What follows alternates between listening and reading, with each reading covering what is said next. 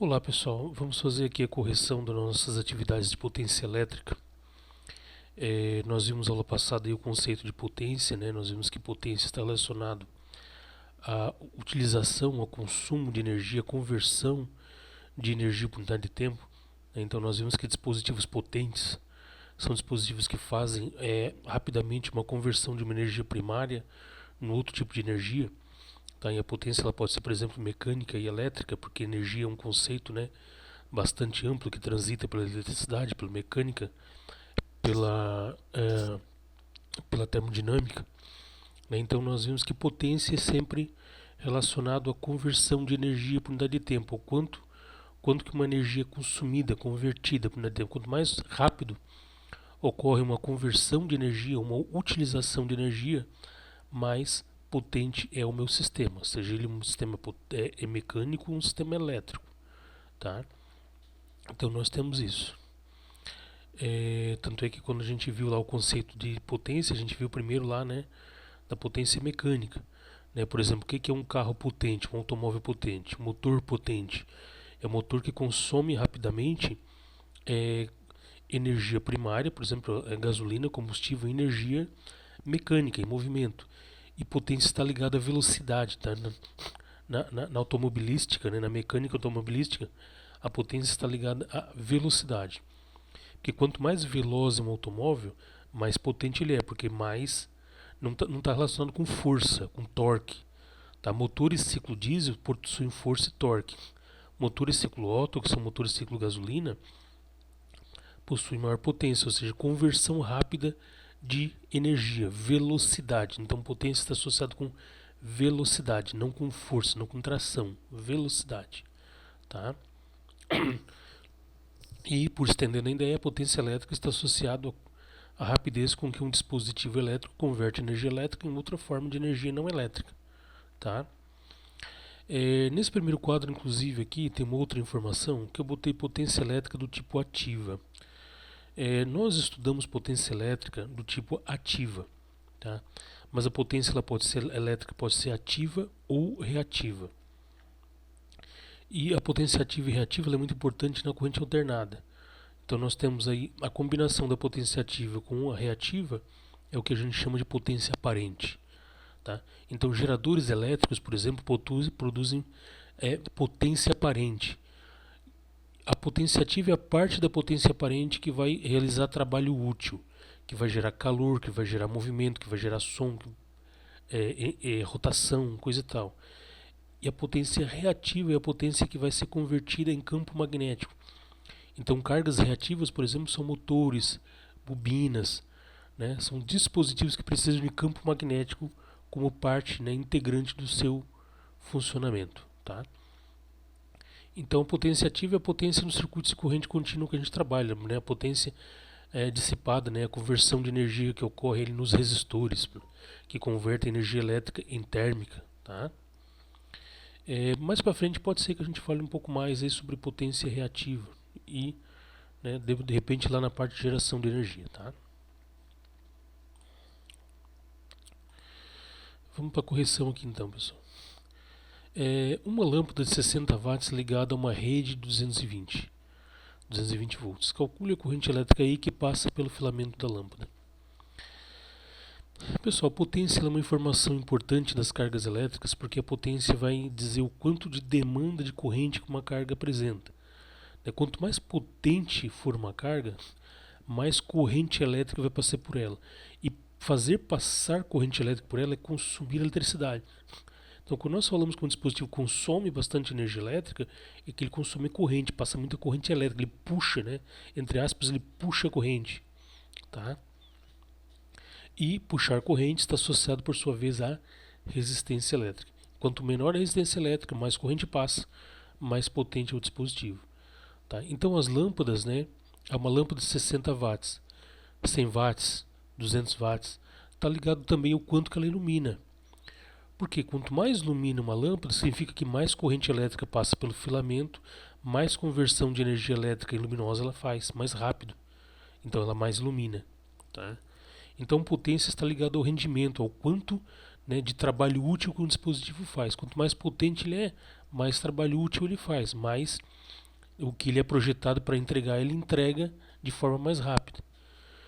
Na tua casa, o que é o dispositivo mais potente, dispositivo elétrico mais potente? Provavelmente, né, na tua instalação doméstica, é o chuveiro. Por que é o chuveiro? Porque o chuveiro é o que tem mais potência. Geralmente o chuveiro aí está na ordem de 2.500, 3.000 watts. Né? É o que converte mais energia elétrica em térmica ali, né, na sua resistência. Tá? Beleza, então vamos lá. Os dados que nós temos então é a potência da lâmpada e a tensão de trabalho da lâmpada. Potência e tensão de trabalho. Eu tenho que achar uma formulinha, né, uma relaçãozinha que relacione potência e tensão para mim achar quem? A corrente elétrica. Então meu objetivo aqui é achar quem? A corrente elétrica tendo tensão e tendo potência elétrica. Então eu sei que potência é igual a tensão vezes corrente. Né? Então a potência eu tenho, que é 60 watts, foi fornecido para mim.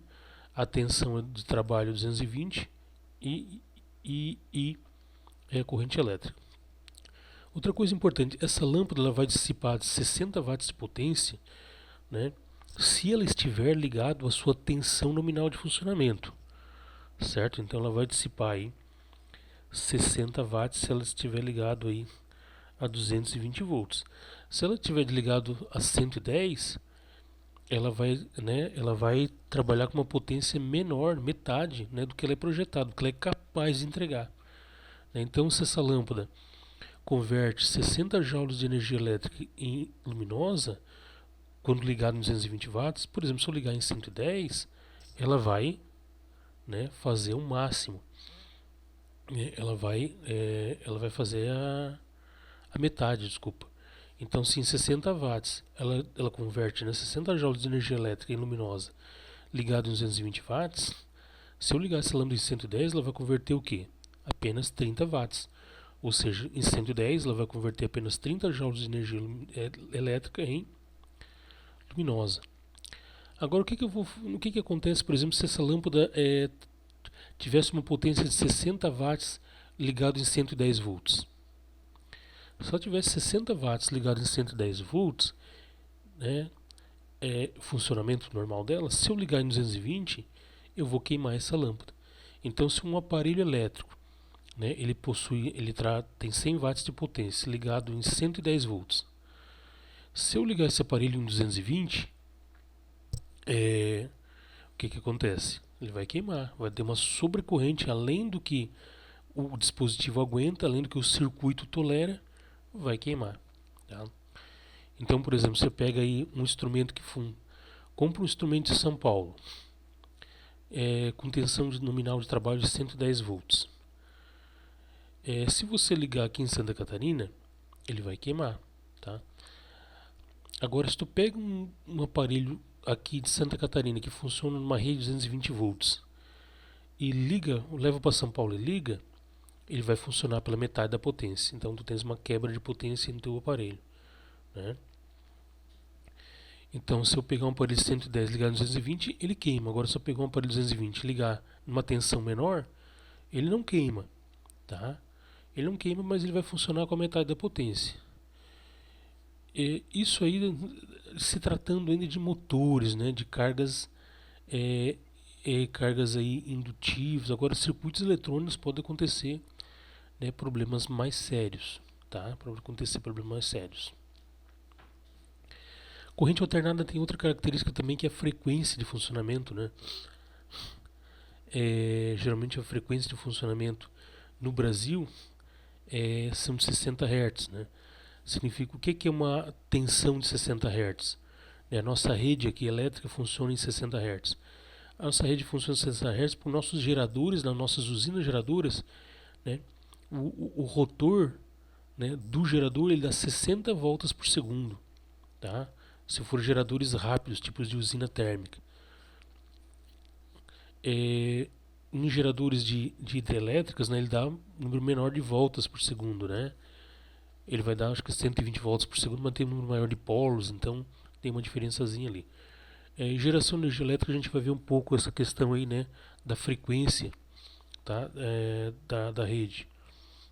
Mas por enquanto nós estamos trabalhando em corrente contínua, em resistorzinhos simples, né, supondo situações ideais aí, tá?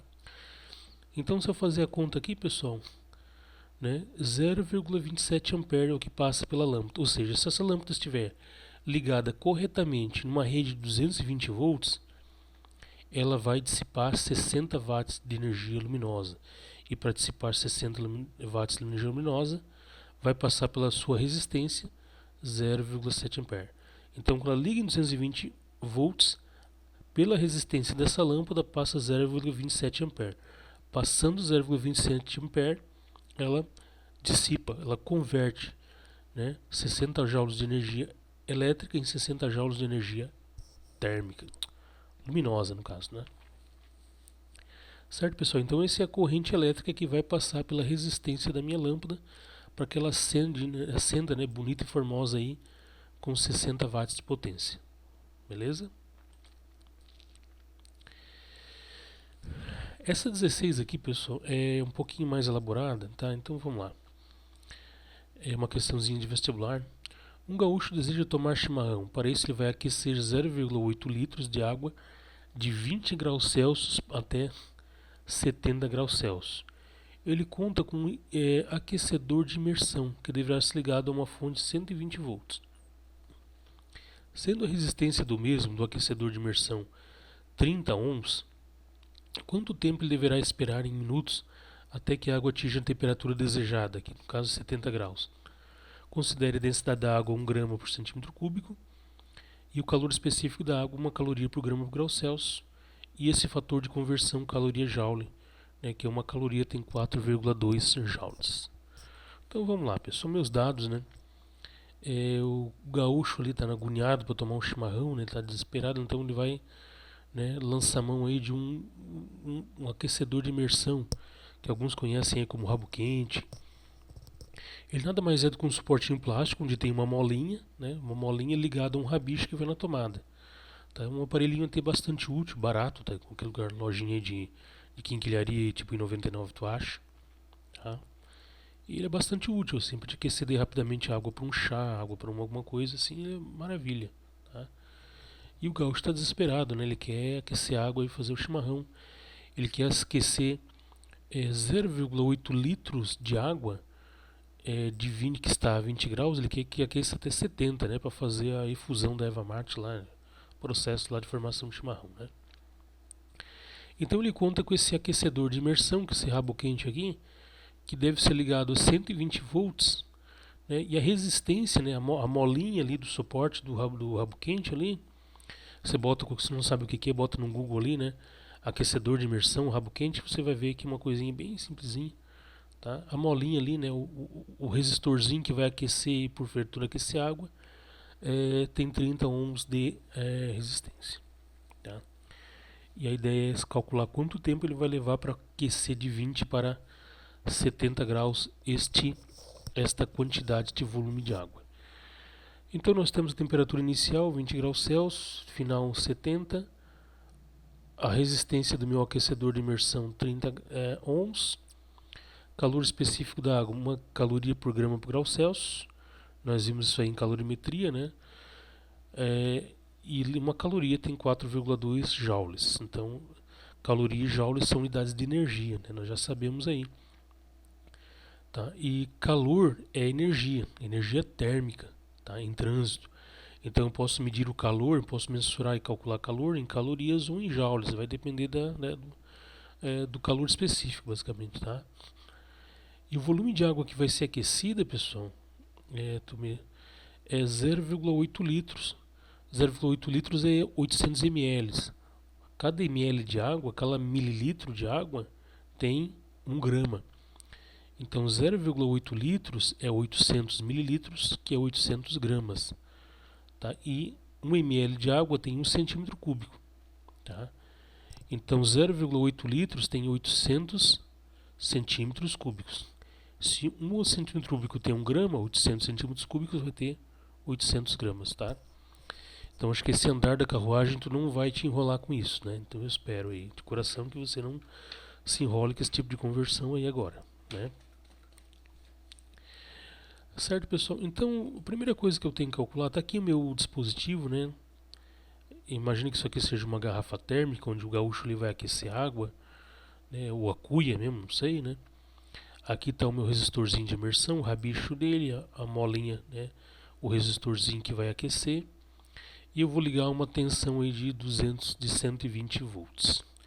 Quando eu ligo 120 volts, vai ter circulação de corrente por esse resistorzinho, que o resistor vai aquecer. O calor que vai ser liberado pelo aquecimento vai ser absorvido por essa massa de água ao redor aqui. Esse 800 gramas de água aqui, certo? Então, assim, primeiro que a gente tem que calcular é a energia desprendida por R. A energia térmica, o calor que vai ser desprendido pelo resistor e supondo que ele seja integralmente absorvido pela água. Então, o resistorzinho aquece, é uma resistênciazinha de aquecimento, e o calor desprendido por esse resistor vai ser absorvido por aquela massa de água ali, tá? Então essa massa de água ao redor vai absorver todo o calor produzido pela corrente elétrica, né, por efeito Joule. Então vai ter passagem de corrente elétrica e por efeito Joule esse resistor vai aquecer. E quem que vai absorver esse calor? Esta massinha de água aqui, né? E o quanto de calor, quanto de energia para que essa água precisa absorver para ser aquecida de 20 para 70 graus. Utilizamos o que macete, né? A equação fundamental da calorimetria. A quantidade de calor absorvida pela água é igual a massa de água vezes calor específico vezes diferença de temperatura. Temperatura final menos inicial. Isso aqui a gente viu lá na calorimetria, né? Isso aqui chama-se quantidade de calor, né? Energia calor absorvido ou liberado por um corpo num processo de aquecimento ou resfriamento. Beleza, vamos que vamos. Então, essa massa tem 100 gramas, né? Então 800 gramas. Isso aqui é massa. Por que 800 gramas? Porque o calor específico está em calorias por grama, por grau Celsius. Então, temperatura em graus Celsius, como já está. Temperatura inicial 20 graus Celsius, temperatura final 70. Né? Então, já está em graus Celsius. E a unidade de massa tem 100 gramas, né? Porque eu estou usando 1 como calor específico aqui, ó. Eu estou usando 1 aqui como calor específico, né? Ó, olha, caramba. Deixa eu só apagar aqui, pessoal. Ó, eu estou usando 1 calor específico da água aqui, né? Ó. Tá aqui o calor específico da água, 1, né? Aqui é a massa, aqui são as temperatura inicial e a temperatura final, né? Beleza, eu resolvendo, né, cheguei que essa água para ser aquecida de 20 graus Celsius para 70 graus Celsius, ela precisa, né, absorver 40.000 calorias. 40.000 calorias. Eu já converto isso aqui em joules, pessoal. Já deixo convertidinho em joules ali, tá? Uma caloria, 4,2 joules, 40.000 calorias vai ser X joules. Eu tenho então que é 40.000 calorias equivale a 168.000 joules, fazendo a conversão ali. E eu preciso de outra informação, eu preciso da potência, tá? Porque a potência, o que é a potência? É o quanto de energia que essa resistência vai converter de elétrica para térmica por segundo, né? A quantidade de energia que a água tem que absorver, pessoal, é isso aqui, tá? Isso aqui é a quantidade de água, de energia térmica que a água deve absorver deste resistor aqui para que a sua temperatura vá de 20 para 70 graus. Agora eu tenho que saber o quanto que esse resistor entrega por segundo. O quanto de energia térmica que ele vai entregar para a água por segundo, ou seja, o quanto de energia térmica que ele vai obter, que ele vai entregar para a água, para a massa de água, convertendo energia elétrica em térmica, né? E quem que diz isso? É a potência. O quão rápido, qual é a velocidade que ele faz essa conversão de elétrica em térmica? É a potência. Então vamos lá. Então a potência dissipada na corrente, potência V ao quadrado sobre R. V é a tensão. Então eu tenho 120 ao quadrado dividido para 30. O que é esse 30? É a resistência, 30 ohms, né? O R é a resistência. Então, a potência dessa minha resistênciazinha elétrica é de 480 joules. Tá? 480 joules significa que ele converte, né, consome 480 joules por segundo de energia elétrica, né, elétrica em térmica. Acabou o espaço em térmica, tá? Então é bom que você anote essas coisinhas aí que eu posso, né, te perguntar numa prova aí, na avaliação aí, tá? Então o tempo para aquecer a água. Outra coisa, pessoal, então eu já te falei que potência é energia por tempo, né? É energia por tempo, tá? Então, o que é esse 480 joules aí? Esse 480 watts. Esse 480 watts é o seguinte, que por segundo essa resistência do meu aquecedor de imersão converte 480 joules de energia elétrica em 480 joules de energia térmica, tá? Então essa minha resistência consegue jogar 480 joules de energia térmica por segundo para a água. E a água para aquecer de 20 para 70 precisa absorver quanto? 168 mil joules. Então nós temos aqui que potência, 480 joules, 168 mil, então, né, isso aqui é a potência que o meu resistorzinho do aquecedor de imersão converte. Isso aqui é o total de energia que ele precisa jogar para a água. E o tempo para jogar esse total de energia vai ser quanto? T é igual a 168 mil, né, resolve aqui, né, pessoal? 480T, mas eu estou falando lá na frente, a pessoa está perguntando como é que se faz a conventinha aqui ainda. Multiplica o cruzado, né, 480T, que aqui embaixo é 1 vezes 180, 168 mil, 168 mil. Eu quero descobrir o T, eu passo 480 para o outro lado. 350 segundos ou 6,83 minutos. Então é o tempo que isso leva, né, para esse aquecedor aquecer essa água de 20 para 70 graus Celsius. Eu poderia pensar numa regrinha de 3 também. Opa, se em 1 segundo ele joga 480 watts, ele converte, né, em 1 segundo o meu resistor do aquecedor de imersão converte 480 joules de energia elétrica em térmica, né, por segundo. Opa, para converter 168 mil joules de energia elétrica em térmica vai levar X segundos. Em 1 segundo joga 480, né, joules de energia para a água. E agora para jogar 168 mil joules de energia térmica para a água vai levar quanto? É o regrinho de 3 também, se pensar bem, né? A relação ali, né, de energia. Então essa questão é muito interessante, né, porque ela envolve um conhecimento um pouco mais amplo, né? Então já tem que conjugar aí conhecimentos de calorimetria com eletricidade, tá? Espero que vocês tenham entendido isso aqui, tá? Que é muito importante, pessoal, esse tipo de compreensão, assim, né? Uma visão um pouco mais expandida, né? Tu pegar uma situação, né? Pegar um evento ali e tu, né, associar juntamente, né? Não ficar apenas ligado, né, à questão da eletricidade, mas também tu vai explicar, né, determinado evento, determinado funcionamento de um dispositivo aqui, né, de um fenômeno de aquecimento, é, lançando mão de conhecimentos de eletricidade e de calorimetria. Tá? Então espero que vocês tenham enxergado a relação ali, né, que para a água aquecer ela precisa absorver calor de uma fonte térmica. No caso, a fonte térmica é a resistência do aquecedor de imersão. E ela precisa absorver tanto de energia, né, de energia térmica para que o aquecimento seja de 20 para 70, porque a temperatura vai de 20 para 70 graus. Tá? O resistor, pelo seu cálculo de potência, nós descobrimos que ele consegue entregar para a água 480 joules por segundo.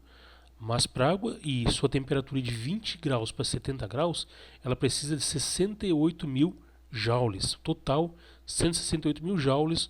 O resistor entrega 480 joules a cada segundo. Faz uma regrinha de 3 tu acha a resposta. Fácil. Tá? Então essa aí era tranquila, pessoal. Vamos lá, essa aqui já é mais... Na associação mista, né, do resistor da figura abaixo, determine a resistência equivalente, a tensão e a corrente em cada resistor e a potência elétrica total dissipada no circuito. Então tem um circuitozinho aqui onde eu tenho três resistores associados em paralelo e este conjunto em paralelo está ligado na sequência em série com R4. Por que está em série? Porque a corrente elétrica vai vir por aqui, o I total se distribui para R1, para R2 e para R3, e o quanto de corrente que vai passar em cada um depende do valor da resistência. Depois a corrente elétrica se soma tudo de novo, volta a ser o I total, e o I total passa para o R4. Então tem uma associação mista de resistores. Então está aqui, eu vou chamar de resistor equivalente 1. Então o resistor equivalente 1 vai ser um resistor que vai substituir esse conjunto em paralelo, que por sua vez vai estar em série com o R4. Pessoal, achar esse resistor equivalente 1, eu uso essa formuletinha aqui, boto embaixo aqui os valores de resistência. Espero que você não se enrole em fazer isso aqui, Mínimo múltiplo de 3, 5 e 2 é 30, 30 por 3 é 10, 30 por 5 é 6, 30 por 2 é 15, e eu vou ter nessa soma de frações aqui 31 por 30 igual a 1 sobre resistor equivalente. Pelo amor de Deus, tá? Não erra nisso aqui. Multiplico o cruzado e eu vou chegar 31 vezes resistor equivalente 1 é 31 resistor equivalente 1, 1 vezes 30 é 30, então resistor equivalente 1 é 30 sobre 31, então dá 0,97 ohms. 0,97 ohms é o resistor equivalente desses três resistorzinhos que estão em paralelo. Então esse meu circuito aqui, eu já reduzi em dois componentes, olha só. Eu tenho resistor equivalente 1 que equivale a esses três em paralelo, 0,97 ohms. E esse conjunto está em série com o resistor R4. E depois eu acho o resistor equivalente total. Como esses dois aqui estão em série, o resistor equivalente total vai ser o R4 mais R equivalente 1. Então o resistor equivalente total é 4,97 ohms. Então vamos lá, vamos começar a fazer, a partir do resistor equivalente total, pessoal, é quando eu começo aí a conseguir fazer as continhas, os cálculos de tensão e corrente para cada resistor. Primeira coisa que eu vou calcular é a corrente que passa pelo resistor equivalente total. Corrente do resistor equivalente total. Agora eu posso substituir esses dois aqui por um único resistor, que é o resistor equivalente total. Tá? Eu não desenhei, mas eu poderia substituir esses dois para um. Então eu reduzi um circuito de 4 elementos em um circuito de um único elemento. No resistor equivalente total, a tensão é a tensão da fonte, 12 volts, e o resistor equivalente total, a resistência equivalente total está aqui, 4,97. Então a corrente que passa pelo resistor equivalente total é 2,41 amperes. Aqui a gente já começa a fazer as coisas. Pessoal, esse 2,41 amperes passa por um resistor equivalente total. Aqui tu já tem que lembrar, associação em série. Tu tem que retomar lá a associação em série para te entender, tá?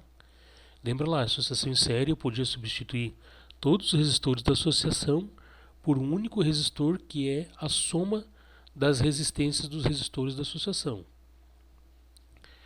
E lembra lá como eu fazia, no primeira associação de resistores que nós vimos, como é que a gente fazia para achar corrente e tensão, tá? A corrente era a mesma em todos os elementos da associação em série. Então se passa 2,41 amperes no resistor equivalente total, aqui no REQ1 vai passar 2,41 ampere e no R4 também 2,41 ampere, tá? Porque o REQ1, que é o equivalente desses três aqui, que eu calculei aqui, está em série com o R4, porque a corrente que sai do conjunto está ligada à entrada, lembra lá, Os resistores estão em série quando a saída de corrente de um elemento está ligada à entrada de corrente do próximo. Tá? Então a gente já sabe que aqui vai passar RQ1 2,41 amperes e aqui também R4 2,41 amperes. Opa, então R4 já matei. Qual é a corrente que passa pelo o R4? 2,41 amperes. Calculo a tensão. V igual a R vezes I. Né? Então V4 é R4, que eu tenho aqui, foi dado no problema, vezes o I4, que é 2,41. Então a tensão dele aqui é 9,64 volts. E já calculo a potência, né? O P4, que é a potência no resistor 4, que é o V, 9,64, que é isso que eu calculei aqui, né? Seria o V4, vezes o I4, que é 2,41. Então esse meu resistor aqui ele dissipa 23,3 watts de energia térmica, convertendo energia elétrica em térmica. Tá? Então é um resistorzinho que passa bastante corrente. Certo?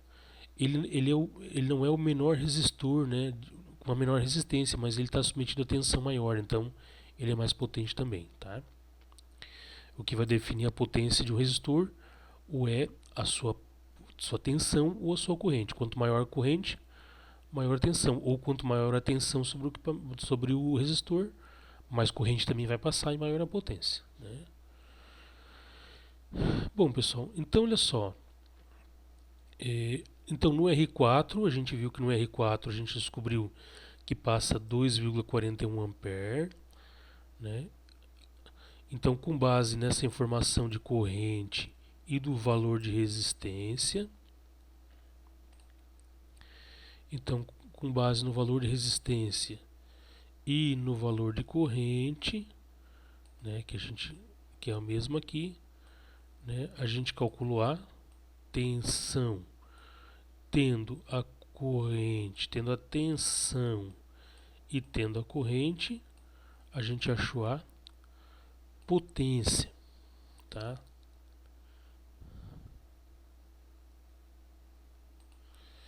Beleza, pro R4 foi tranquilo. E agora, pessoal, quanto é que vai dar aqui para esses resistores? Lembra o seguinte, numa associação em série, então lembra, né, frisar novamente, este conjunto que eu posso reduzir a um resistor que eu chamei de resistor equivalente 1, está em série com o R4. E lembra lá que as tensões se somam. Né, numa associação em série, a soma das tensões sobre os resistores de uma associação puramente série tem que dar a tensão da fonte. Então, se eu somar a tensão de R4 mais a tensão neste conjunto aqui, tem que dar a tensão da fonte, tem que dar as 12. Né? Então, eu poderia pensar assim, qual é a tensão em cima desses elementos aqui? Qual é a tensão em cima desse resistor equivalente? Opa, desculpa aí. Qual é a tensão em cima desses resistores aqui? Eu poderia fazer já direto. 12 menos 9,64 daria a tensão neste conjunto aqui. A tensão no resistor equivalente 1 daria, né? Seria igual a tensão em cada um desses elementos. Característica de associação paralela de resistores. A tensão em todos os elementos da associação em paralelo de resistores é a mesma. Tá? Então cuidado, agora aqui eu estou mesclando conhecimentos em associação paralela e série. É o básico. Tá? Depois se de repente se der tempo, a gente vai ver ainda leis de Kirchhoff. Leis de Kirchhoff, meus amigos, se preparem aí que é bem mais enroladinho. Tá? Leis de Kirchhoff a gente vai ter que usar sisteminhas de equação lá de 2x2, 3x3. Então vamos nessa. Vamos mudar de tela agora, né? E a tensão no conjunto de paralelo, como é que fica? Bom, eu sei que a tensão, né, neles ali, em V1, V2 e V3 é a mesma, porque estão ligados em paralelo, né? E é igual a tensão no V no EQ1. A tensão no resistor equivalente EQ1 é igual ao resistor equivalente 1 vezes o I. O resistor equivalente 1 a gente calculou lá, né, 0,97, só voltar a tela lá, tá? E qual era a corrente elétrica no resistor equivalente 1? A mesma do R4, porque R4 e o resistor equivalente 1 estão em série. Então a corrente é a mesma, o 2,41 ampere. que é a corrente sobre o resistor equivalente total, que é a soma de R4 com R equivalente 1, certo? Então deu 2,34 volts. Era a mesma coisa que eu fazer 12 menos 9,60 alguma coisa, 9,63 lá da tensão, né? Lembra que eu tenho o R4 e o resistor equivalente 1. A soma das tensões, a tensão no resistor equivalente 1 mais a tensão no R4 tem que dar quanto? 12 volts. Porque no conjunto em série é 12 volts. Então a soma dos dois tem que dar 12 volts. Se no resistor R4 já tinha dado 9,63, basta para achar a tensão no resistor equivalente 1, bastava eu fazer 12 menos a tensão no R4. Daria a tensão no resistor equivalente 1. Tá? Ou eu calculo, né? E eu sei que V1 é igual a V2, que é igual a V3, que é igual a tensão no resistor equivalente 1, e a tensão, lembra lá que tensão é resistência vezes corrente, tensão no equivalente 1 é igual a resistência equivalente 1, que é 0,97, que eu calculei já, né, bem no comecinho lá, vezes a corrente que passa pelo resistor equivalente 1, que é 2,41 amperes. Isso dá 2,34 volts, que é a tensão em R1, R2 e R3, nos componentes que estão em paralelo. Resistores que estão em paralelo estão submetidos à mesma DDP, à mesma tensão, ao mesmo valor em volts. Tá? Agora é mamata, né? E a corrente, como é que faz? Corrente é V1 sobre R1, 2,34 sobre 3. 3 é o valor em ohms lá que foi dado lá atrás, né? Daqui os valores das resistências, ó. Então, aqui é o I1, mesmo procedimento para I2, mesmo procedimento para I3. As tensões aqui, o V1, V2, V3 é a mesma coisa, né? 2.34, 2.34, 2.34. E embaixo são as resistências. E as potências? P1 é V1 vezes I1, V1 é 2.34, o I1 0,8, agora eu uso o valor de corrente calculado aqui, né? Ó. E faço a mesma coisa para os três resistores. Acabou, achei tudo, né? Tudo que eu... E qual é a potência, né? Aqui é a potência em cada resistor. Pessoal, a potência total dissipada pelo circuito elétrico, né? Eu posso somar as potências de todos os resistores. Por exemplo, aqui eu somei a potência aqui, né? A potência do R1, potência do R2 está aqui, potência do R3 está aqui, e o elemento mais potente é o R4, está aqui a potência do R4. Então a potência total deu 29,01. Ou eu posso calcular a potência total do circuito calculando a potência do resistor equivalente total. Né? Resistor equivalente total, aquele resistor de 4,97 ohms que substitui tudo. Tá? Então a potência total é igual ao V, tensão no resistor equivalente total, vezes o I total. 12 vezes 2,41 deu 28,92. Ah, professor, mas não bateu. Oh, mas está muito próximo, né?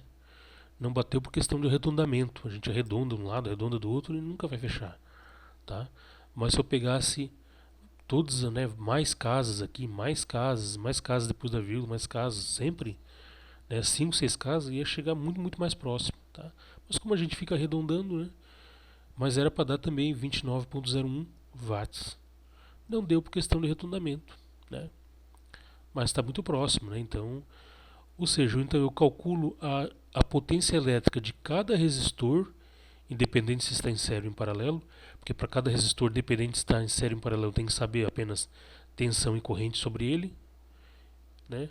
Somo as potências de todos os resistores, acho o total. Ou calculo a potência elétrica do resistor equivalente total, utilizando a tensão da fonte e a corrente no resistor equivalente total, que tem que dar a mesma coisa. Beleza, pessoal? É bastante mais trabalhosinha, né? Então lembra, para te fazer legal atividades desse tipo, tu tem que ter características na tua mente, né, de como que funciona, né, todas as propriedades de uma associação de série e de uma associação paralela, tá? Então, associação mista. E essa associação mista ela é bem simples, né? 4 resistores, tá? Nas atividades extras eu até passei associação com mais resistores, mas eu posso ter dezenas, vários resistores ali. Posso ter conjuntos em paralelo ligados em série, conjuntos em série de associação paralela, resistores em paralelo dentro de uma associação paralela maior. Né? Eu posso ter uma teia de aranha ali desgraçada de resolver, tá? Mas essa aqui, a ideia é que você, né, entenda, né, esse circuito simples, você mescle ali os conhecimentos da associação série em paralelo, tá? Que é a chamada associação mista. Circuitos eletrônicos, de modo geral, são pura associação mista. Tem coisas ligadas em série, coisas ligadas em paralelo, né? Tá? Então, qualquer dúvida aí, quem não tentou resolver, tente resolver lá, né? As atividades extras lá, tá? Tenta fazer. E depois, quem precisar, quem achar que é conveniente lá, solicita lá que eu faço a correção daquelas atividades lá, tá?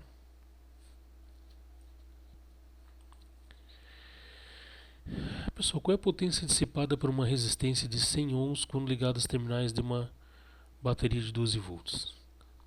Então eu tenho os dados daqui, né? Eu tenho que uma resistência de 100 ohms, que pode ser uma lâmpada, alguma coisa qualquer aí, está ligada a uma bateria de 12 volts. Eu quero saber qual é a potência. Eu uso essa relaçãozinha aqui, né? Potência é tensão sobre resistência, mesmo lá utilizado na atividade do gaúcho lá, tá? Tensão ao quadrado sobre resistência. Isso aqui parece muito a equação da aceleração centrípeta no movimento circular, né? Mas não. No movimento circular você tem isso aqui é velocidade, isso aqui é raio, mas não tem nada a ver, tá? Aqui a potência é tensão ao quadrado dividido pela resistência. Então substitui aí e calcula, né? Não tem muito segredo, né? Então dá uma potência de 1,44 watts. Só isso, tá? Não tem muito galho, não. Pessoal, olha só. Essa aqui já é um pouquinho mais elaborada também, né? Mas ela é simples. Uma casa tem 2 banheiros. Cada banheiro tem uma lâmpada de 60 watts e um chuveiro de 2.200 watts. Tudo ligado em 220.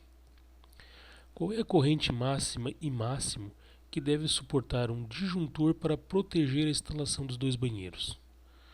Primeiro, pessoal, então está aqui a minha esboço de instalação. Eu tenho aqui o banheiro 1 e tenho aqui o banheiro 2, né? Os 2 banheiros estão ligados a uma mesma conjunto, ao mesmo par de fios, ao mesmo par fase neutro. Então, né, tá aqui o fase entrando no disjuntor, né, o disjuntor tem essa linha, né? E o retorno de corrente está aqui é o neutro, né, o meu retorno de corrente. Então, por exemplo, para esse chuveiro aqui, como é que a corrente vai circular? Digamos que nesse conjunto aqui apenas, né, apenas a pessoa está tomando banho no escuro, né? Apenas o chuveiro está desligado. Né? A corrente elétrica vai vir pelo disjuntor, vai vir por aqui, vai entrar aqui na entrada, né, do aparelho, vai passar pela resistência, vai converter energia elétrica em térmica, vai aquecer a água e vai retornar pelo neutro e vai embora lá para o aterramento, tá? E eu quero saber qual é a corrente, né, que vai passar. Primeiro, outra coisa importante, né? Para saber a corrente máxima, eu tenho que saber qual é a corrente que esse disjuntor vai suportar quando tiver tudo ligado. Primeiro, esse disjuntor ele tem que presumir que tudo ligado ele vai aguentar, né? Porque tem 2 banheiros, a pessoa pode usar os 2 banheiros, 2 pessoas tomando banho e as 2 lâmpadas acesas. Esse disjuntor que foi projetado para proteger e coordenar essas 2 cargas tem que suportar, né? Então esse disjuntor aqui, se for utilizado tanto o chuveiro quanto a lâmpada nos 2 banheiros, 2 pessoas tomam banho ao mesmo tempo com as lâmpadas e chuveiros ligados, ele tem que aguentar na boa, porque, né, é para aguentar, né? Agora não tem cabimento, por exemplo, né, eu fazer esse tipo de instalação aqui, né, proteger 2 banheiros com um único disjuntor e um está tomando banho aqui, aí vai a outra pessoa lá, liga o chuveiro e o disjuntor desarma por sobrecorrente. Bom, aí, né, aí não está certo, né? Aí teria que botar o maior. O disjuntor tem que suportar tudo porque tá dentro da normalidade, né? Tá dentro aí da normalidade, tá? Beleza, então vamos lá. Eu já tenho as potências aqui, pessoal. Então, ó, tá vendo que tudo isso aqui são resistores em paralelo. Tá em paralelo, tá em paralelo, em paralelo, né? São 4 resistores em paralelo, uma associação de 4 resistores em paralelo. Todos estão ligados a 220 volts, né? Tensão fase neutra 220 volts, tá? Então, se eu ligar tudo, vai vir a corrente aqui, vai passar pelo disjuntor, toda a corrente que vai ser consumida pelas duas instalações vai passar pelo disjuntor, vai entrar corrente aqui, passar e sair aqui, vai entrar corrente aqui, passar e sair aqui, vai entrar e passar e sair aqui, vai entrar corrente aqui, passar e sair aqui. O chuveiro vai passar mais corrente, é óbvio, né? Porque é uma carga maior, faz maior conversão de energia, as lâmpadas menos, não dá. Então a corrente total vai entrar e por essa linha e sair tudo por essa linha aqui, certo? E como é que eu vou achar a corrente total que vai passar pelo disjuntor e consequentemente por todas as cargas quando todas elas estão acionadas? Primeiro eu somo as potências, forma mais rápida, somo as potências. Por que 4.400? Porque é 2.200 mais 2.200, já chamei a potência do chuveiro. E 60 com 60 dá 120, potência das duas lâmpadas. Dá 4.520 watts. Como é que eu acho a corrente? E corrente elétrica igual potência sobre V. Isso aqui nasceu da fórmula potência igual V vezes I. Só isso. Só transformar, isolei ali o I. Tá? Então a potência de 4.520 por 220 vai dar uma potência aí de uma corrente de 20,5 amperes. Pessoal, é o seguinte. Essa corrente elétrica é a máxima que vai passar pelo disjuntor quando, né, ligado, tá? Quando ligado aí todas as cargas. Então, eu poderia botar o disjuntor de valor comercial superior a esse aí. Talvez não tenha, né, para vender um disjuntor ali de 20,5 ampere. Mas tu vai lá no caso de materiais elétricos, ó, meu cálculo de corrente, né? Eu quero que passe o que tem aí para vender logo acima de 20,1. Ah, tem o de 25 ampere. Bota 25 ampere, né? Vai fazer o quê? Bota lá, tá? Só que para dimensionar na forma prática de juntores, né? Por exemplo, se tiver uma tomada aqui, eu vou depois botar uma tomada, né?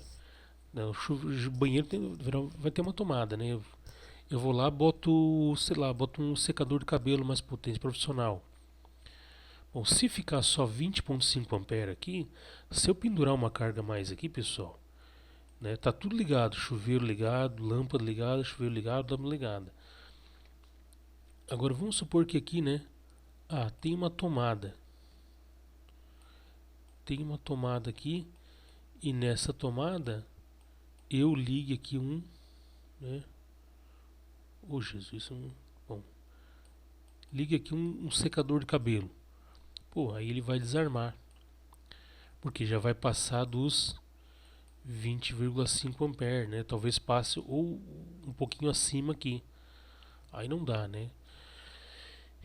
Então, porque se, né, a não ser que o banheiro também não tenha tomada, né? Aí são só essas cargas mesmo, tá acabado. Aí pode deixar esse valor aqui que tá ótimo.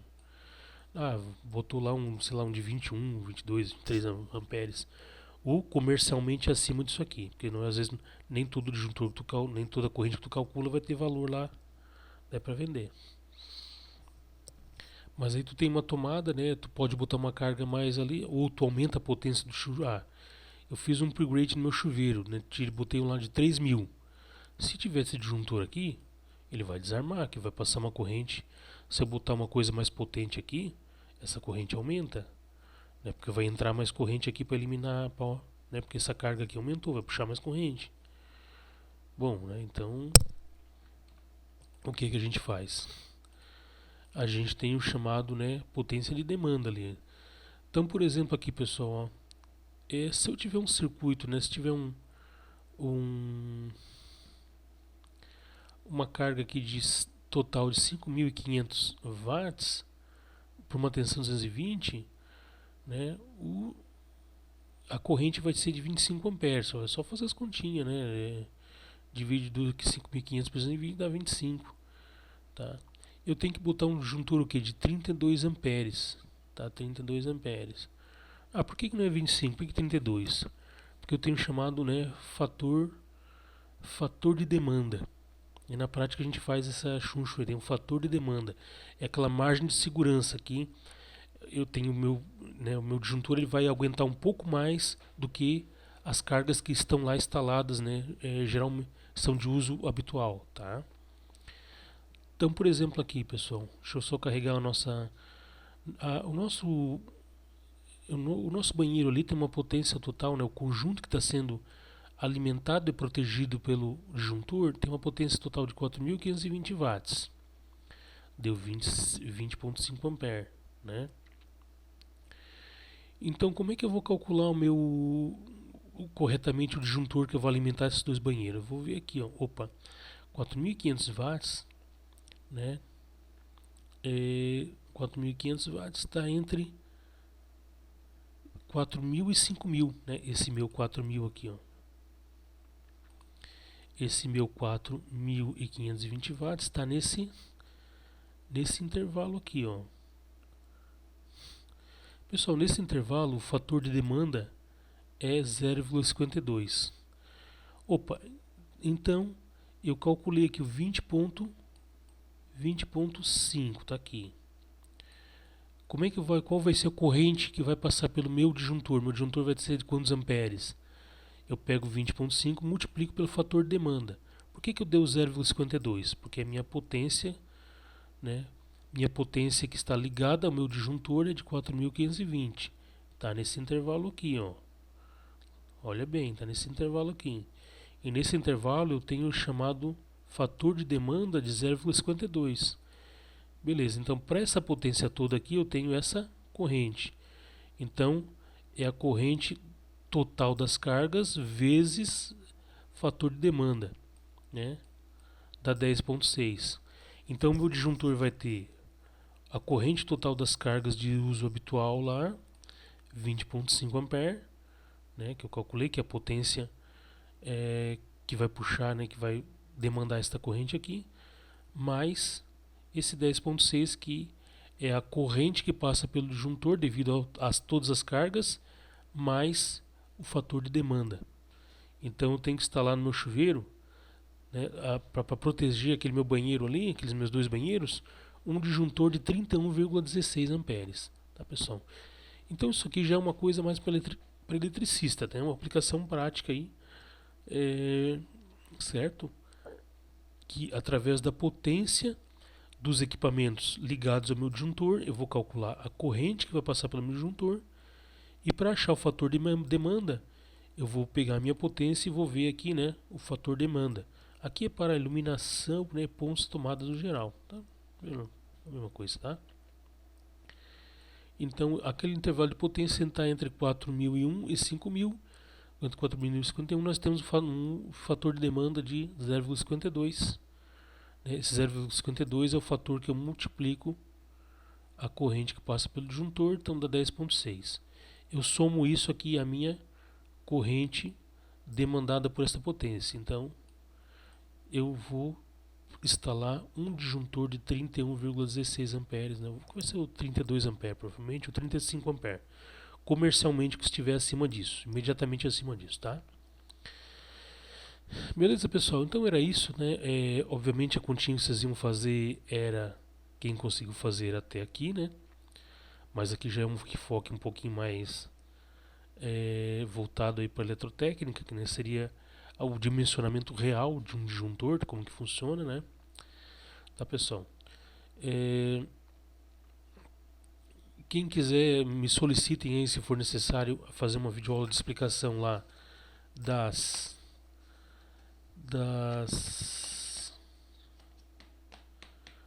atividades extras, beleza? Também lá sobre a associação mista de resistores. Então, para a semana que vem, pessoal, nós vamos aí entrar já na parte de geradores, começar ali, eu falar um pouquinho de geradores, mas talvez mais algumas coisinhas práticas ali sobre choque elétrico, a gente vai ver se tem, né? Para não embananar muito ali. E já marcar uma provinha, tá, pessoal? Então, semana que vem eu quero também já postar a correção daquela atividade avaliativa, tá? Aquela utilidade avaliativa que foi até a associação séria de resistores.